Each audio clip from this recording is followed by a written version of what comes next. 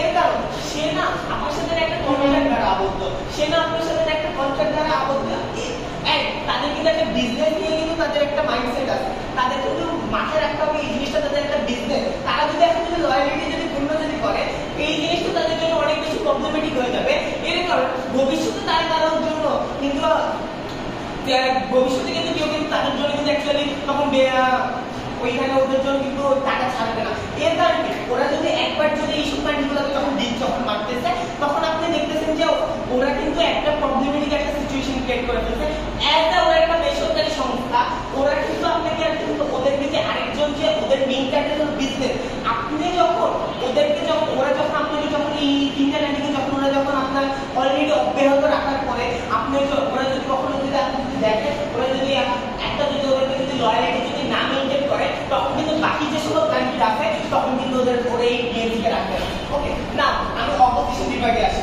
Opposition আমাকে দেখায় international কান্ট্রিগুলো actually benefit দিচ্ছে না, নিচ্ছে। আর ইন্টারন্যাশনাল যে কান্ট্রিগুলো আছে সেগুলো আপনাকে অ্যাকচুয়ালি বেনিফিট দিচ্ছে না। ওকে স্যার, আপনি কিন্তু অলরেডি কিন্তু আপনার রাশিয়ার সাথে আপনি কিন্তু একটা চুক্তিবদ্ধ আছে, আপনি কিন্তু অলরেডি কিন্তু রাশিয়ার সাথে আপনার একটা ভালো একটা সম্পর্ক আপনার আছে। একদম আপনি যদি অব্যাহত রাখবেন কি রাখবেন না সেই জিনিসটা ম্যাটার করতেছে না। আপনি অলরেডি আপনি যেহেতু ওদের সাথে যেহেতু আপনি যদি যেহেতু লিঙ্কটা আছে, দ্যাট মিনস যে আপনাকে আর্জেন্সি নিয়ে লিঙ্কটা করতে হবে।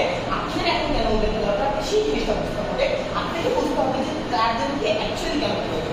আপনি যখন না তাদেরকে রাখতেছেন, আপনি ইনস্টাবিলিটিটা থাকতেছে না। একটা আপনি যে জিনিসটা খেয়াল করতেছেন সেই জিনিসটা হলো আপনার ওয়ার্ল্ডের মধ্যে অ্যাকচুয়ালি কোনো ইনস্টাবিলিটি থাকতেছে না। এটার ফলে হইতেছে যে আপনার কান্ট্রিটা অনেক বেশি বেনিফিট পাইছে না। আর অলরেডি যেহেতু আপনি রাশিয়ার সাথে আছেন, আপনি যদি রাশিয়ার সাথে যদি আপনি যদি দিন যদি মারেন, আপনি কি মনে করেন আপনি যেহেতু অলরেডি রাশিয়ার সাথে ছিলেন, আপনাকে অন্যান্য কান্ট্রিগুলো আপনাকে এরপর আবার বেনিফিট দিবে? অবভিয়াসলি না, যেহেতু অলরেডি বেনিফিট দিতেছে না, তো ভবিষ্যতে যে দিবে তার কোনো নিশ্চয়তা নাই। তো আমি কেন আমি অলরেডি এক জায়গা থেকে অলরেডি আমি স্যাংশন খাইতেছি ইউএসএ থেকে, একবার